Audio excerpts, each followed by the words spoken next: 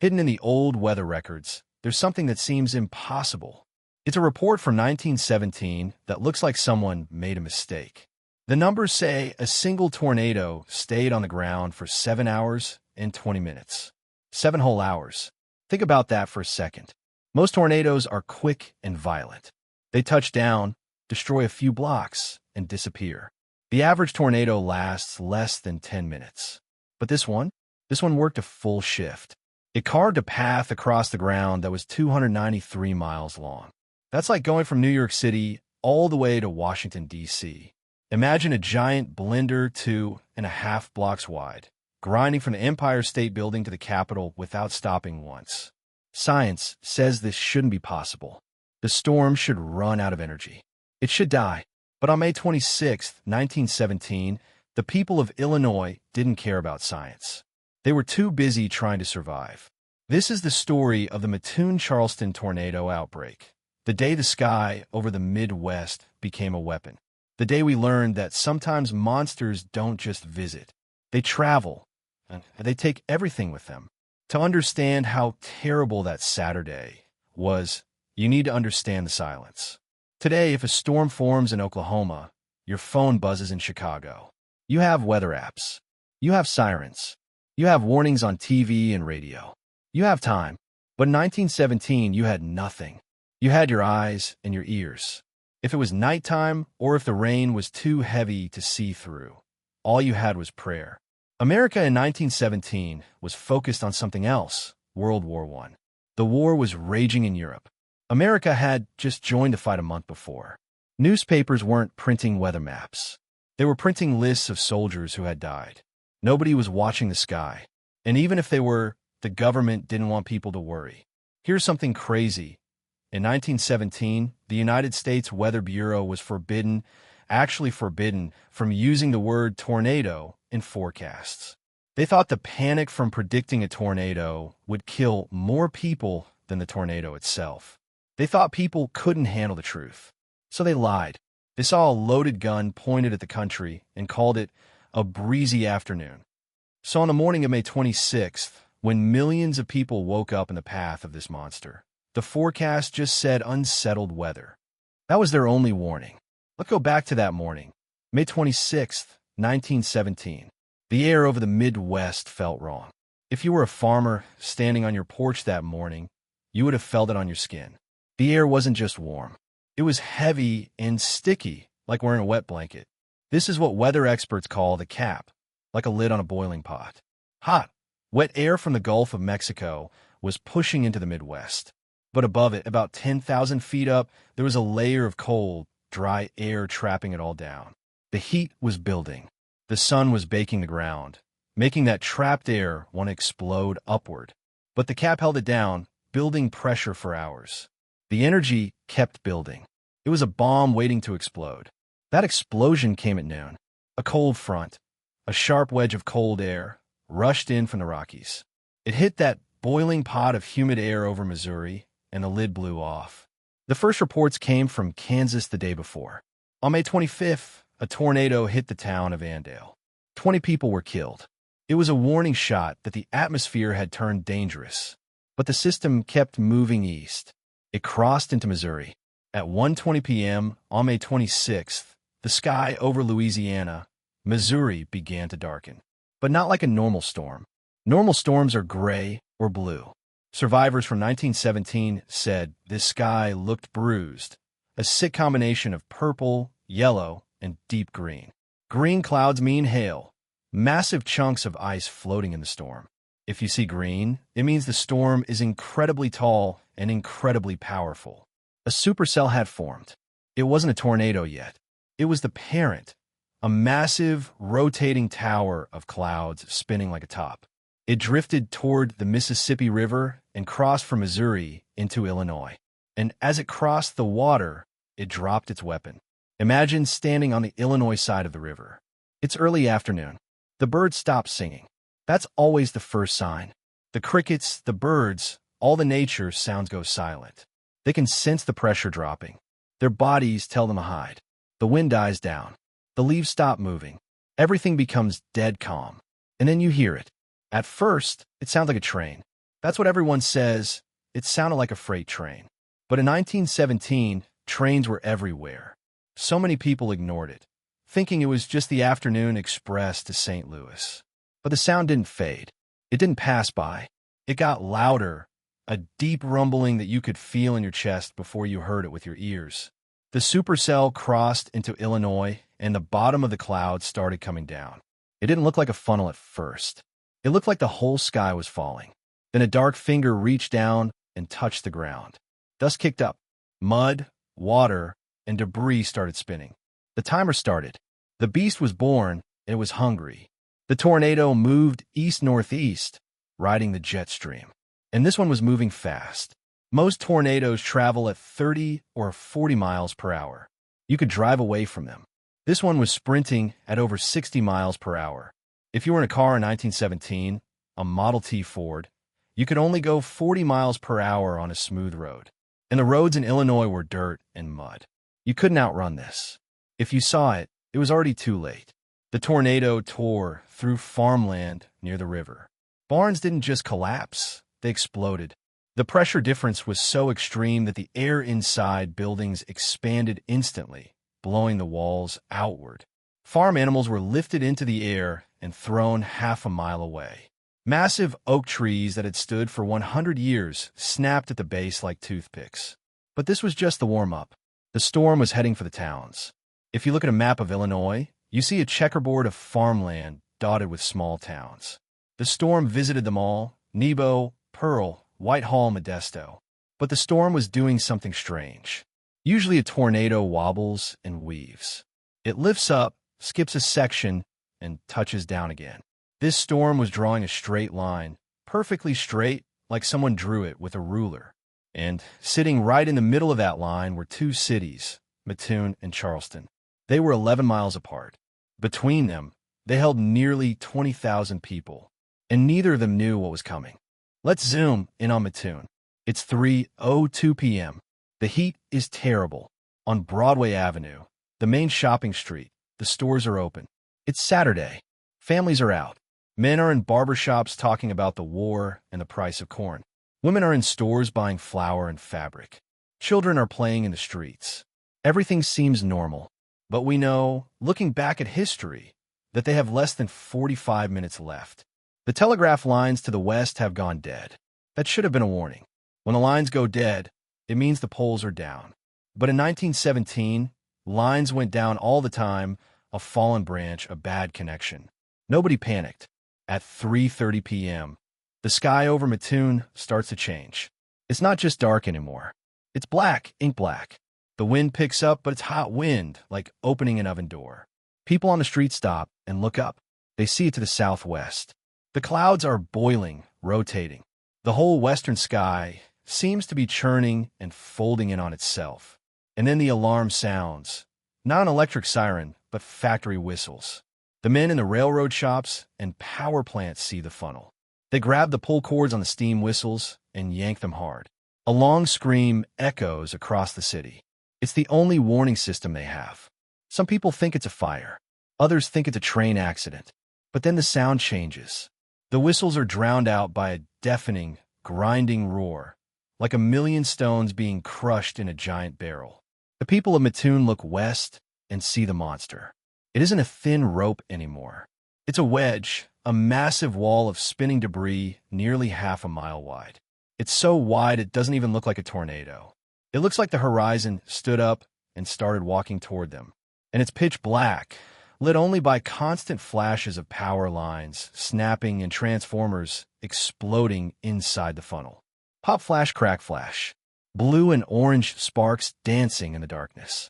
The tornado is following the railroad tracks straight into the heart of the city. It crosses the city limits. The first houses aren't just damaged, they're erased. The wood splinters instantly. The bricks turn to dust. The roar becomes so loud you can't hear your own scream. The time for running is over. The time for hiding is over. The shadow falls. The 293-mile nightmare has arrived in Mattoon. We've talked about Mattoon and Charleston. The cities get the headlines. But the storm didn't stop at the city limits. When the tornado destroyed the baseball field in Charleston, it didn't disappear. It kept going. It moved east toward the farms and river bottoms. This part of the story rarely gets told because there were no reporters there. There were just isolated farmhouses sitting in the dark, waiting for the end. To understand the fear of a farmer in 1917, you need to understand the loneliness.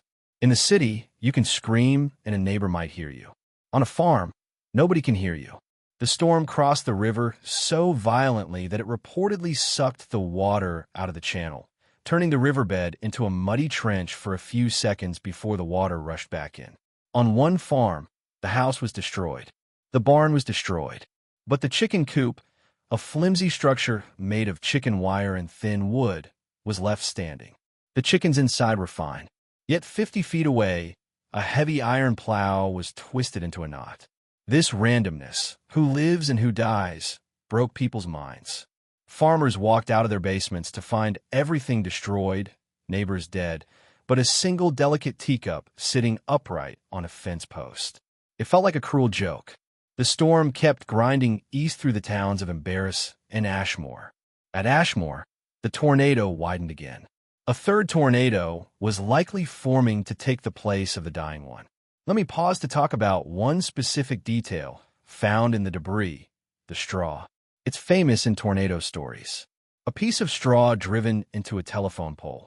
It seems impossible. Straw is weak. Wood is hard.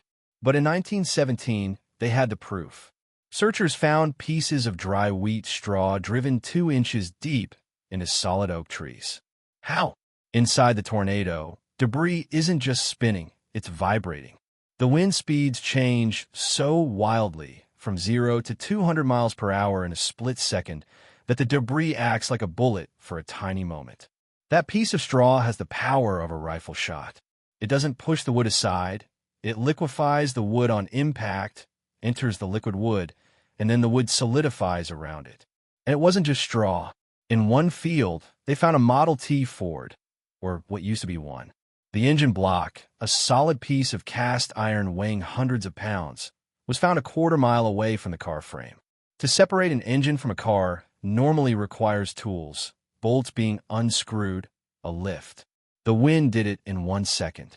It simply shook the car so hard and twisted it so violently that the iron bolts sheared off and the engine was thrown like a stone. At 5:04 p.m., the storm crossed into Indiana. Usually weather systems get weaker when they cross state lines or when the sun goes down. But this system was feeding on a river of high-speed wind about 5,000 feet up that was pumping energy directly into the storm's heart. Instead of dying, the storm got stronger. It entered Indiana and hit the towns of Oaktown and Bridgeport. But here the story changes. In Illinois, it was an afternoon disaster. People were awake. They saw it coming. In Indiana, night was falling.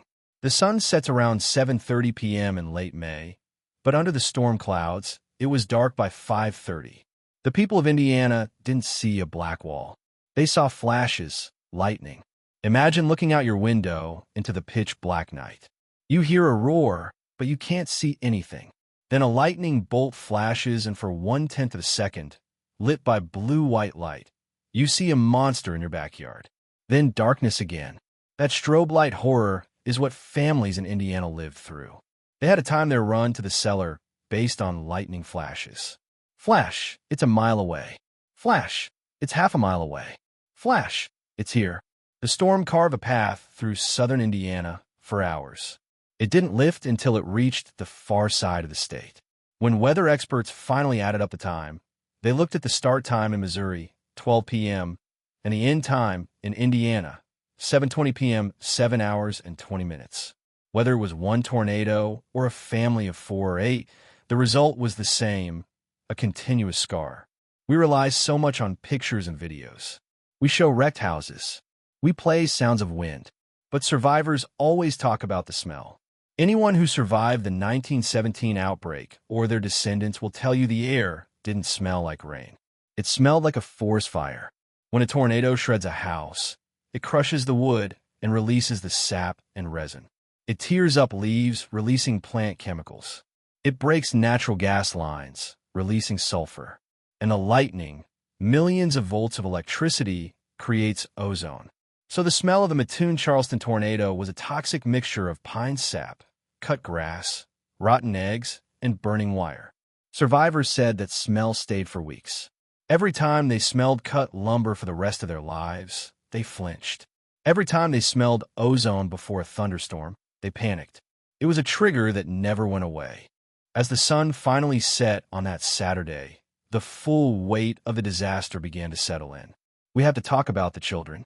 In 1917, families were large. 5, 6, 7 kids was common. When houses collapsed, children were often the most vulnerable. They were small, easily buried. In the confusion afterward, a terrible thing happened. The Sunday newspapers printed emergency lists, not just of the dead, but descriptions of living toddlers found wandering in the rubble. Found, boy about 3 years old, blonde hair, wearing a blue shirt, found near 14th Street, doesn't know his name. Found, girl, infant, unharmed, found in a ditch near the railroad tracks. Parents were dead or in a hospital in another town, unconscious. These were the storm orphans. Some are reunited days later. Some were taken in by neighbors and raised as their own. But there are dark rumors of children who were never identified, simply swallowed by the chaos. This is the true horror, not just the loss of life, but the loss of family history. Entire family trees were cut down in a single afternoon. By Sunday morning, May 27th, the storm system had moved south, terrorizing Tennessee and Alabama. But in Illinois, the sun came out. It was a beautiful, clear spring day. The contrast was sickening. The birds started singing again. The sun warmed the mud. But the landscape looked like the moon. The Illinois National Guard arrived, not with weather equipment, but with rifles. They declared martial law. They set up barriers around Mattoon and Charleston. They had orders to shoot looters on sight. Because yes, even in the middle of this disaster, some people were crawling through broken store windows, stealing jewelry from the bodies of the dead.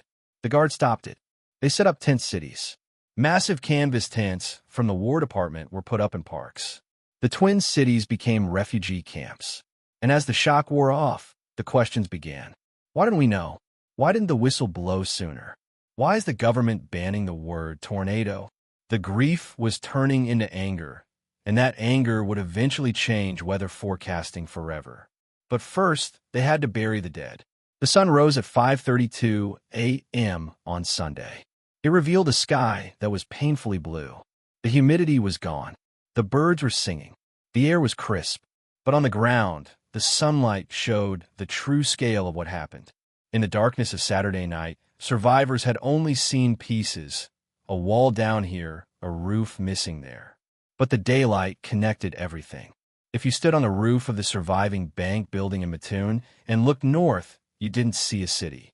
You saw a dump. For 40 blocks, the landscape was flat. The colors were all wrong. A city usually has colors. Red bricks, white houses, green trees, black streets. But the tornado had turned everything into a single shade of gray. The wood was coated in mud. The trees were stripped of bark. The streets were covered in crushed concrete. It looked like the moon. And then the sound began, not the wind, not screams, hammers. Men were already out. They didn't have bulldozers. They had hands, shovels, and saws. They started digging. But they weren't just digging for belongings. They were digging for the missing. The newspaper that morning ran the headline, Mattoon devastated, 50 dead, hundreds injured. But the numbers were wrong. They were guessing. Nobody knew who was dead and who was just gone. In 1917, there was no central database, no way to check if someone was safe. If your aunt lived on 14th Street and you couldn't find her, and her house was a pile of splinters, you didn't know if she was in a hospital in Peoria or under the wood. So you dug. But as the morning went on, a new horror arrived: disaster tourists. When a tragedy happens, some people want to see it. By noon on Sunday, the trains arriving in Mattoon and Charleston were packed, not with doctors or nurses, but with spectators. People came from Chicago, St. Louis, and Indianapolis just to look at the ruins. They walked through the streets in their Sunday best. Men in suits, women in hats. They stepped over people's destroyed lives. They took photos. Some even picked up souvenirs, a broken clock, a child's doll, a piece of the smashed grandstand. Imagine being a father digging through what's left of your home, trying to find your wedding ring, trying to understand that your life is over. And you look up and see a stranger from Chicago pointing a camera at you. The tension exploded. Fistfights broke out in the streets. The mayor realized the city was about to lose control, so he called for troops. By Sunday evening, the Illinois National Guard marched in with bayonets. They didn't come to help dig. They came to establish order. They set up a barrier. The city was locked down. You needed a pass to enter or leave. The order was given. Looters will be shot. And they meant it. The sightseers were forced back onto trains. The cameras were put away. And finally, under the watch of armed guards, families could grieve in peace. While soldiers walked the streets, the real battle was happening in hospitals. Medicine in 1917 was primitive. If you get hurt today, you get scans, antibiotics, sterile surgery. In 1917, penicillin wouldn't be discovered for another 11 years. Think about that. For the 400 people injured in this storm, the biggest threat wasn't the broken bones, it was the dirt. Tornado wounds are filthy. The wind drives soil, manure, and rust deep into muscle tissue. This creates the perfect conditions for two killers, gangrene and tetanus. In the days after the storm, the death toll didn't stop. It crept up. A man who survived the collapse of his house with just a cut on his leg would develop a fever 3 days later. His leg would turn black. The infection would hit his blood, and he would die. Doctors knew this. They were terrified of it. So their treatments were medieval: iodine, carbolic acid, and amputation. If a limb looked bad, they didn't wait. They took it. There were so many amputations at Mattoon Hospital that Sunday that nurses ran out of disposal bins. The amount of head trauma was also terrible. Flying bricks do awful things to the human skull. Many survivors who recovered were never the same. They suffered from what we now call traumatic brain injury or severe PTSD. But in 1917, there was no word for PTSD. They called it shell shock, usually reserved for soldiers in France. But the people of Mattoon had the same empty stare as the boys in the trenches. They jumped at loud noises. They shook when the wind blew. They were veterans of a war that lasted only 7 minutes. Before we look at the science, we need to correct something. Most history books stop at the Indiana border. They tell you about Mattoon and Charleston, and then the story ends. But the atmosphere doesn't care about state lines. The storm system that destroyed the Twin Cities didn't just vanish. It evolved. As the sun set on Illinois and rescue crews lit their lanterns, the energy shifted south. The storms targeted the deep south, Tennessee, Alabama, Kentucky. This is the forgotten outbreak. In Dyersburg, Tennessee, another massive tornado struck and killed people. In Alabama, storms tore through rural communities that had even less warning than Mattoon. If you look at the total death toll from May 25th to June 1st, it's staggering. Nearly 400 people died across the Midwest and South. The Mattoon storm was just the headliner, the celebrity monster. But there was a whole group of killers working in the shadows. This wasn't a freak accident. This was a week where the sky simply refused to calm down. Now we arrive at the central mystery, the longest tornado. Open any record book from before 1990, and it will tell you the Mattoon tornado holds the record for the longest continuous path in Illinois history. 293 miles, 7 hours, and 20 minutes. It's a number that demands respect. But there's a problem: physics. As weather science improved in the 1960s and 70s, scientists began to look back at these old records with doubt. They realized that a single tornado staying violent for 7 hours is nearly impossible. A tornado is a delicate balance. It needs warm air flowing in and cold air flowing out. Eventually, cold rain-wrapped air wraps around the funnel and cuts off the warm air. The tornado chokes and dies. So how do you explain a 293-mile path? The answer: the family. The modern theory is that the Mattoon storm was a cyclic supercell. Here's how it works, and it's terrifyingly smart. Imagine the supercell is a factory that produces tornadoes. It spins up Tornado A, the Mattoon storm. Tornado A runs for 60 miles, destroys the city. But then cold air wraps around it, and it starts to die. Does the storm stop? No. The factory just shifts. The spinning updraft moves a few miles southeast, finds fresh warm air, and drops Tornado B, the Charleston storm. As Tornado B touches down, it lifts up. For a few minutes, they might overlap. Then Tornado B runs for 40 miles and gets choked off. The storm drops Tornado C. This process repeats over and over. To people on the ground in 1917 who didn't have radar, who couldn't see the cloud tops, it looked like one continuous line. If your barn was destroyed by Tornado A and your cousin's barn in the next county was destroyed by Tornado B and the timing matched, you assumed it was the same storm.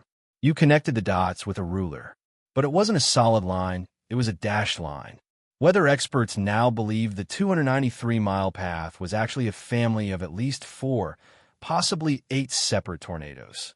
Does this make it less scary? No.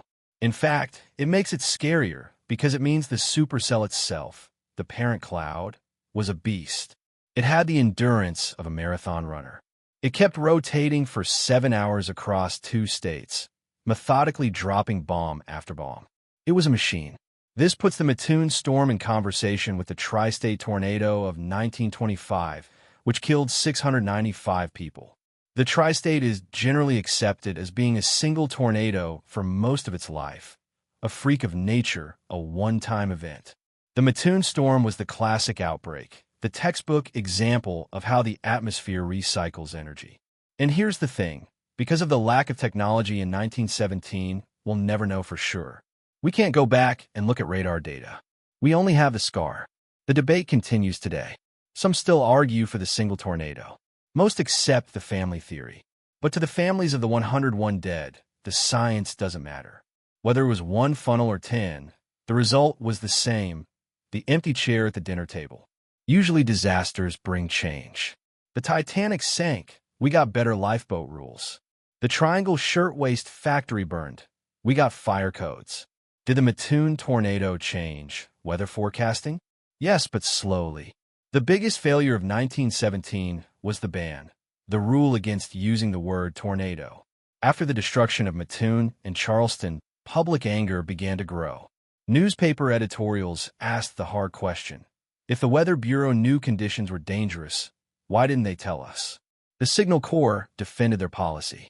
They claimed panic was the enemy. But the cracks in that logic were showing. Survivors argued, I would rather be panicked and in a cellar than calm and dead in my living room. It would take another huge disaster, the tri-state tornado in 1925, to finally break the system. But the Mattoon event was the first strike against the wall of silence. It started the conversation about warning systems. After 1917, towns realized they couldn't rely on Washington, D.C. to save them. They had to save themselves. Local telephone operators became the warning system. If a storm hit Mattoon, the operator, if she was still alive and her switchboard was working, would plug in the line to Charleston and scream, "It's coming. Ring the bells." This telephone tree warning system was the great-grandfather of the modern tornado siren. It was born from the failure of 1917. Every time your phone buzzes today with a weather alert, every time you hear that siren test on the first Tuesday of the month, you're hearing the echo of Mattoon. You're hearing the lesson we learned in blood. If you go to Mattoon or Charleston today, you won't see the ruins. The houses have been rebuilt. The trees have grown back. The baseball field in Charleston is filled with cheering crowds on summer nights. The scar has healed. Nature is resilient. It covers its tracks with grass and pavement. But if you know where to look, the memory is there. It's in the cemeteries, specifically the dates on the headstones. Walk through Dodge Grove Cemetery. Look for the year 1917. Look for the date, May 26th. You'll see them, row after row, fathers, mothers, infants. They are the silent witnesses to the day the sky turned green. And if you drive out into the country, onto the grid of farm roads between the towns, stop your car. Turn off the engine. Listen to the wind. It's just a breeze now, gentle, harmless. But the physics hasn't changed. The atmosphere is the same today as it was in 1917. The Gulf of Mexico is still warm. The jet stream is still fast. We have radar now. We have satellites. We have forecasters. But we are not immune. The monster that walked for 7 hours across Illinois is gone. But its descendants are still out there, waiting for the right combination of heat, moisture, and wind, waiting for the cap to break. The Mattoon Charleston tornado reminds us of a simple truth. We do not conquer the weather. We only survive it. And sometimes we don't.